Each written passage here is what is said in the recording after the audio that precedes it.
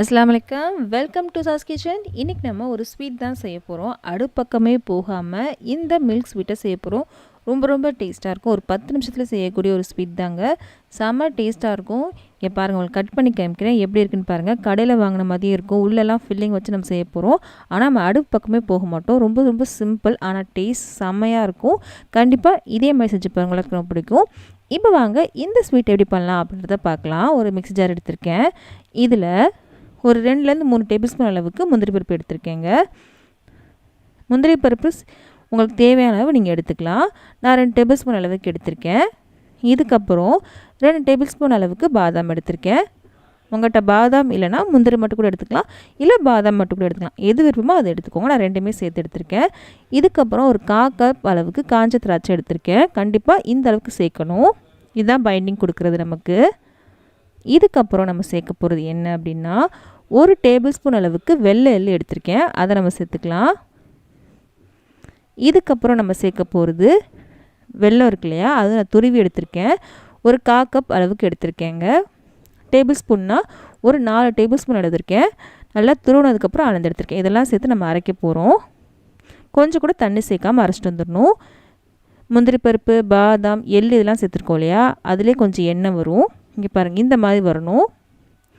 எல்லாம் சேர்ந்து இந்த மாதிரி உருட்டை வரணும். இந்த அளவுக்கு நீங்கள் அரைச்சிக்கோங்க. இதுதான் கரெக்டான பதம். இதை ஒரு பிளேட்டுக்கு மாற்றிட்டேன். இப்போது இதை சின்ன உருண்டைகளாக நம்ம உருட்டி வச்சுக்கலாம். நெய் எதுவும் சேர்க்கணுன்னு அவசியம் இல்லைங்க. ஏன்னா நமக்கு எள்ளு சேர்த்துருக்கோம் இல்லையா, பாதாம் சேர்த்துருக்கோம், அதுலேயே கொஞ்சம் எண்ணெய் வரும். அதுவே நமக்கு போதும். வேணும்னா நீங்கள் கொஞ்சம் கூட எண்ணெய் தடவிக்கலாம் கையில். நான் எதுவுமே தடவலை. நல்லா உருட்டை வருது பாருங்கள். உருட்டியாச்சு. இந்த மாதிரி சின்ன உருண்டைகளாக நம்ம உருட்டி வச்சுக்கலாம். இதுவே செம்ம டேஸ்ட்டாக இருக்கும்.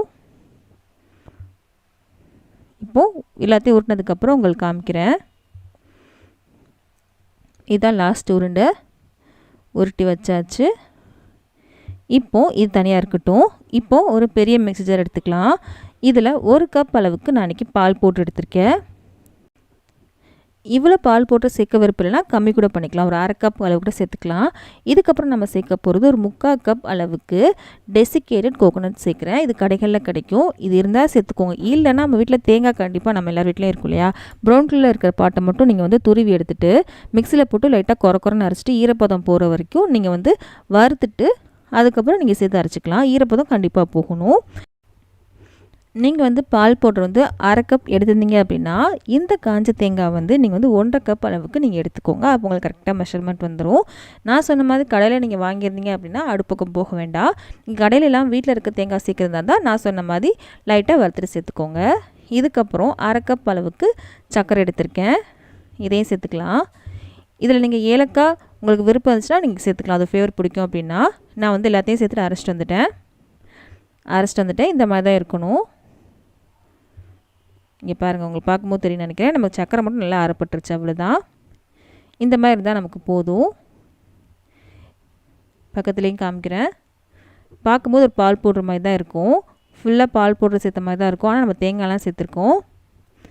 இதை ஒரு பெரிய பாத்திரத்துக்கு மாற்றிக்கலாம். மாற்றியாச்சு. எல்லாத்தையும் நம்ம சேர்த்தாச்சு. இப்போ எல்லாத்தையும் சேர்த்தாச்சு. இதை நம்ம பிசையணும். வேணுன்னா நீங்கள் நெய் சேர்த்து பிசையலாம். நெய் சேர்த்து பிசைஞ்சிங்க அப்படின்னா ரொம்ப நாள் வரைக்கும் இருக்கும். 2 வாரம் வரைக்குமே கெட்டு போகாது. ஆனால் நான் இன்றைக்கி பால் சேர்த்து தான் பிசைய போகிறோம். நெய் சேர்த்திங்கன்னா ரொம்ப நாள் வரைக்கும் நல்லாயிருக்கும். பால் சேர்த்திங்க அப்படின்னா ரொம்ப நாளைக்கு இருக்காது. நீங்கள் டக்குன்னு காலையிறோம் அப்படின்னா நீங்கள் பால் சேர்த்தே பிசைச்சிக்கோங்க. 2 டேபிள் ஸ்பூன் அளவுக்கு பால் சேர்த்துருக்கேன். அதுக்கு மேலே நான் பால் சேர்க்கவே இல்லை. நான் ஃபுல்லாகவே காமிக்கிறேன் பிசைகிறத. பால் அடுத்து நான் சேர்க்கவே இல்லை. நீங்கள் நெய் சேர்த்தாலுமே ஒவ்வொரு ஸ்பூனாக சேர்த்து நீங்கள் பிசைச்சிக்கோங்க. ரொம்பலாம் தேவைப்படாது. நெய் 2 டேபிள் ஸ்பூனே கரெக்டாக இருக்கும். அதுவே கொஞ்சம் ஜாஸ்தி தான். எல்லாம் சேர்ந்து வந்துடும். சேர்ந்து வந்தாலே போதும். பாருங்கள், எல்லாம் சேர்ந்து வந்துருச்சு. நமக்கு ரெடி ஆகிடுச்சு. எல்லாம் சேர்ந்து வந்துருச்சு பாருங்கள். மாவு பாருங்கள், நல்லா சாஃப்டாகவே இருக்குது. இந்த அளவுக்கு இருக்கணும். ரொம்ப ஹார்டாகவும் இருக்கக்கூடாது, ரொம்ப சாஃப்டாகவும் இருக்கக்கூடாது. இந்த மாதிரி தான் இருக்கணும். பால் பாருங்கள், மிச்சம் அப்படியே இருக்குது. சேர்த்த பால் மட்டும்தான். 2 டேபிள் ஸ்பூன் அளவுக்கு பால் சேர்த்துருக்கேன். உங்களுக்கு கரெக்டான பதம் தெரியல அப்படின்னா பால் வந்து லைட்டாக தெளிச்சுட்டு அதுக்கப்புறம் நீங்கள் வந்து பிசைய ஆரம்பிங்க. அப்போ உங்களுக்கு கரெக்டாக இருக்கும். கை கழுவிட்டு கொஞ்சமாக நெய் மட்டும் தடவிருக்கேன் கையில். இது ஆப்ஷனல் தான் நெய் தடவுறது. இப்போது கொஞ்சம் பெரிய உருண்டைகளை எடுத்துகிட்டு நான் செய்கிற மாதிரி பண்ணிக்கோங்க.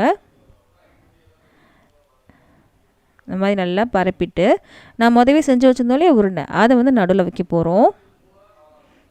இங்கே பாருங்கள், நம்ம உருண்டை செஞ்சு வச்சது அப்படியே இருக்குது.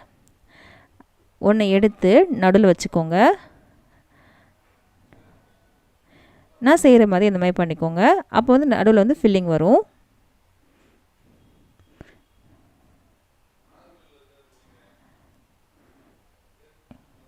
ஒரு பேடா ஷேப்புக்கு நம்ம கொண்டு வந்துக்கலாம். இதை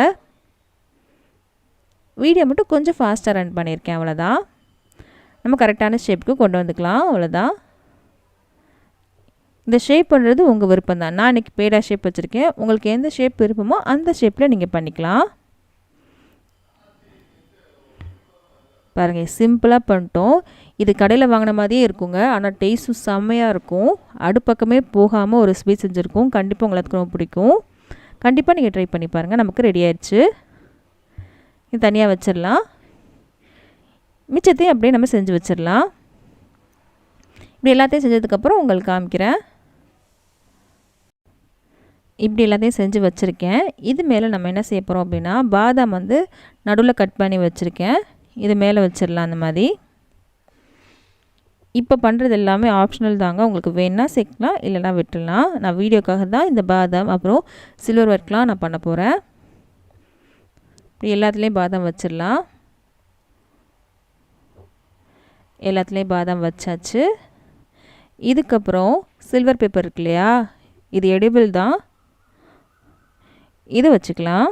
இதெல்லாம் ஆப்ஷனல் தாங்க. நான் வீடியோக்காக மட்டும் தான் இந்த பாதாம் இந்த சில்வர் பேப்பர்லாம் வைக்கிறேன். நீங்கள் வேணான்னா அதை நீங்கள் ஸ்கிப் பண்ணிக்கலாம். இப்படி எல்லாத்துலேயும் வச்சிடலாம். எல்லாத்துலேயும் வச்சுட்டேன். பாருங்கள் எவ்வளோ சூப்பராக இருக்குது. கடையில் வாங்கின மாதிரி இருக்குது பாருங்கள். ஆனால் நம்ம அடுப்பக்கமே போகாமல் செஞ்சுட்டோம். செம்ம டேஸ்ட்டாக இருக்கும். இதை நான் உங்களுக்கு கட் பண்ணி காமிக்கிறேன் எப்படி இருக்குது நீங்களே பாருங்கள். நம்ம நடுவில் வச்ச ஃபில்லிங் பாருங்கள் எப்படி இருக்குது நீங்களே பாருங்கள். சாஃப்டாகவே இருக்கும். ஒரு 10 நிமிஷத்துக்குள்ளே செய்யக்கூடிய ஒரு ஸ்வீட் தான். பாருங்கள் நடுவில் வச்ச ஃபீலிங் எந்த அளவுக்கு இருக்குது அப்படின்னு. இந்த வீடியோ பிடிச்சிருக்கும் நம்புகிறேன். பிடிச்சிருந்துச்சு அப்படின்னா மறக்காம நம்ம சேனலை சப்ஸ்கிரைப் பண்ணிடுங்க. பக்கத்தில் இருக்க பெல் பட்டனே கிளிக் பண்ணிடுங்க. அப்போ தான் இனிமேல் போட போகிற எல்லா வீடியோஸும் இந்த மாதிரி ரெசிபீஸ்லாம் உங்கள் ஃப்ரெண்ட்ஸ்க்கும் ஃபேமிலிஸ்க்கும் யாருக்காவது பிடிக்கும் அப்படின்னா அவங்களுக்கு இந்த வீடியோ ஷேர் பண்ண மறக்காதீங்க. நம்ம அடுத்த வீடியோவில் சந்திக்கலாம்.